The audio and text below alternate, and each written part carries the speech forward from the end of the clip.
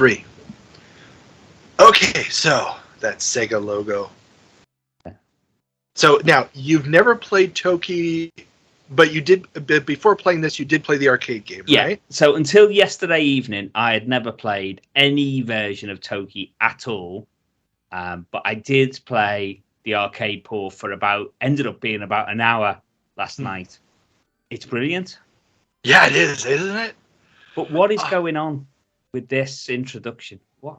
The city is. I don't even know if the city is part of the original game, but yeah, the wizard is there.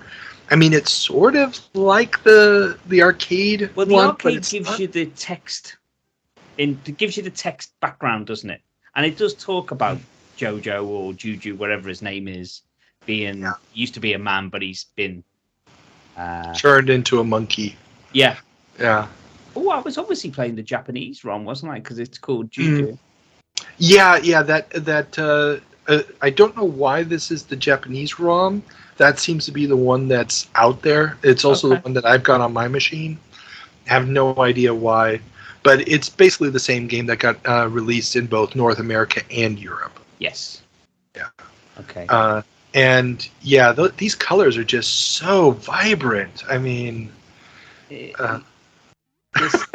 it's so compared to the arcade. Your first impressions are, where is the color?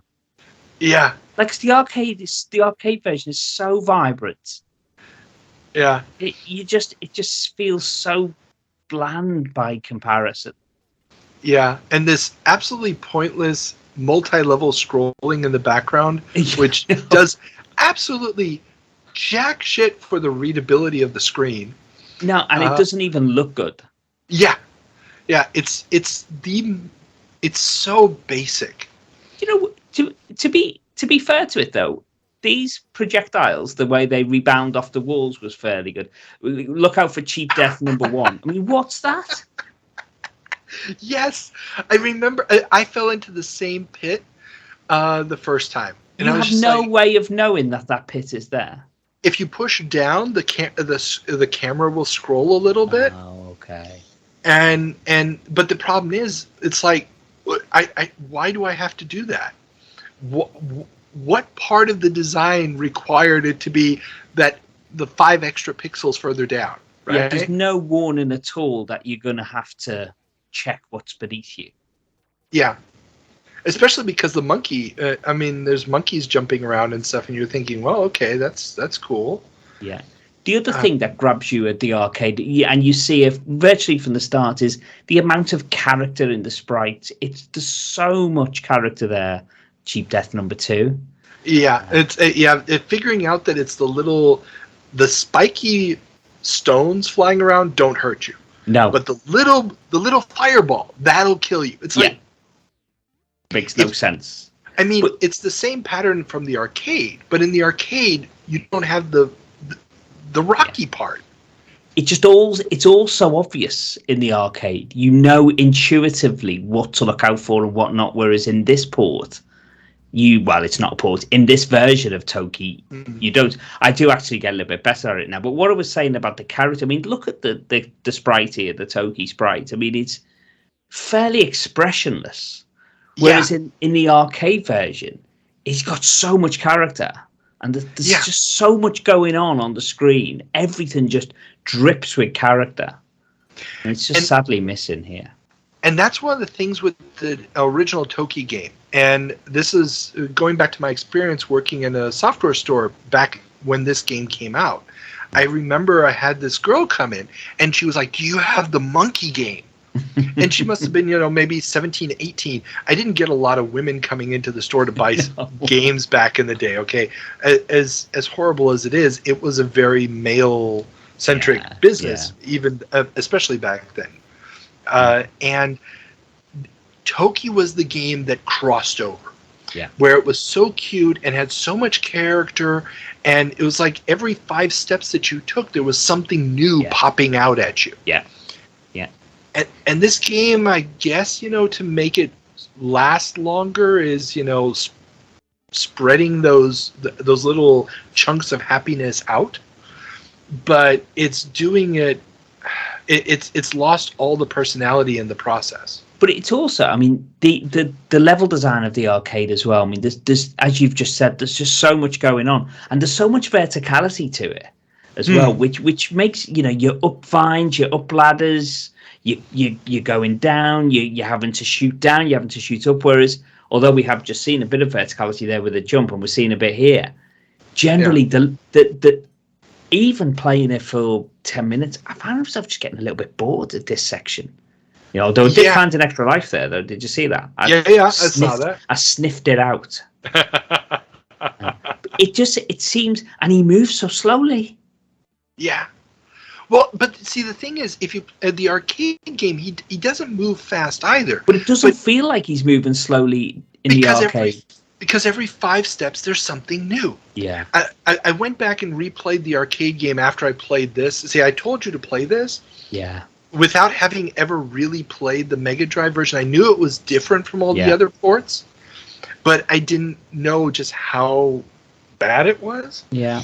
And so I went back and replayed the arcade, and I started just checking, you know, every time you step forward, there's some new weird challenge that's colorful and fun.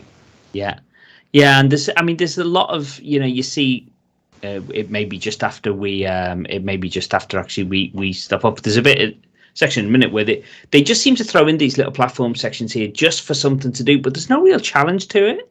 You know, whereas in the arcade, you know, you get platforming sections, but it's immediately followed by challenge. There's so many of these little Day of the Tentacle spikes as well, which really don't really add anything to the whole thing. It's it's really strange. And it was actually, I was reading that it was developed by a team or a studio that Sega later acquired. Really? Which is interesting. Interesting, yeah. I mean, it wasn't an in-house Sega game when it was made, but they acquired the studio after. So they clearly were impressed with something. Well, and I don't know if this was a bad seller. I mean, Toki was a huge game. Yeah. It got ports on, obviously, the home computers in Europe. I know there's a Commodore 64 version. I don't know if the Spectrum still got a version. I know the Amstrad did not, even though it was advertised. The Amiga port is considered absolutely stunning as an Amiga game. Yeah. I don't know about the Atari ST version. But then it got a port to the Lynx, which is actually fairly good. And even the NES got a port that sort of follows the arcade, but, you know, has some serious limitations. The NES got a port in 1992 as well? Or was it earlier than that? It's either 92 or 91, but I think it may be 92. So it was a very late NES game. And check this out. Check out the boss here. This is the end of level. Jesus. I was playing with a Bluetooth Xbox One controller, and for some reason it lost connection, which is why poor Toki's being absolutely annihilated. It does come back, but what happens here if we don't run out of time? There is I'm back in the world here. Yeah. You have to destroy these 4 faces on the side, which is straightforward enough. But then you obviously need to get across to destroy the other 4. It's so difficult to get over. And now there's some really dodgy hit detection going on here, because I think, well, okay, I'll crawl underneath, and I get caught by the smallest corner of this thing. I don't know whether it's this one here. Yeah, no. To be fair, that wasn't. Yeah. But I wouldn't. Whenever I play arcade games, I always go back to the start. Otherwise, you know, with MAME nowadays, you spoil these games. But I really wanted to see if I could do this, and that hit detection was bogus. Yeah, to be fair, I think that was probably more the player than the hit. I think that was a bit of a dodgy timing. But I do manage to do it here. But again, in the arcade version, when you come across this thing, this contraption midway through stage 1, it's fun. Yeah, you know, the monkeys have got barrel loads of personality, and the whole thing is that you don't see the monkeys who are basically just pushing these pumps up and down. Yeah. Instead, what ends up happening is you see this giant thing, and it's got the punches at the bottom and stuff, and you're like, wow, what is this? And then it's like a joke. It's what was the movie? Labyrinth. Yeah, You remember yeah, Labyrinth? yeah. Where's that moment when the tunnel cleaner thing, Yeah. that big drill comes up, and Yeah. it's this big scary moment, and then suddenly you get behind, and it's just two little dwarves, Yeah. pedaling along. Yeah, it's like that. And the first time I saw it in the arcade, I was like, "Oh, that is so funny!" Because there's this big thing with a Buddha head, and it's like, wow, scary, and it's giant and moving, and then you get to the top, and it's just these two monkeys going. That was funny. Okay, and here you just basically decided, okay, I'm Well, done. did you see what happened there with the? Yeah, I went on a ledge and fell right. I thought, well, that's enough of that. Yeah, no, you don't need to put yourself through that much pain. So it wasn't quite 7 minutes in hell, but I felt like I could have been a bit closer to heaven with one of the other games. Oh, definitely. I mean, Desert Strike alone. Come on, that would have. But I've played that though. That's the problem. But you know what this has done though? It's introduced me to Toki, which in the arcade version, I'm sure some of the other ports is a really fantastic game. So I'll definitely be going back to that. An interesting side note, and we'll talk about this more. The Commodore 64 port, I believe, is the last Ocean C64 cartridge game. Oh God! Wow, that's interesting. Yeah, so they actually released that only on cartridge. Now, granted, it did get hacked and released as disc images. Yeah. But it actually uses a lot of cool tricks to not be completely faithful to the arcade, but it gets so much of the arcade in there. Yeah, nice. Yeah. It is an impressive feat. It's not the game I'd play if you have all of them all the different versions available. You played the ZX Spectrum version, of course, if you had all of them available, because it's the ZX Spectrum. I honestly can't remember if it actually made it, but I'll look it up before we get into the episode, and then we'll talk about it. One of my co-hosts, Dean Swain, loves the Toki and loves the ZX Spectrum, so he's going to kill me for not knowing off the top of my head. Oh, yeah. Sorry, we didn't talk about this beforehand. But what was your first system? ZX Spectrum. Oh, okay. You're a specky kid. Okay, cool. Good to know. Just need to know which landmines not to step on, or which ones to step on purpose. Yeah, quite. Okay. Okay, let's get back to the episode.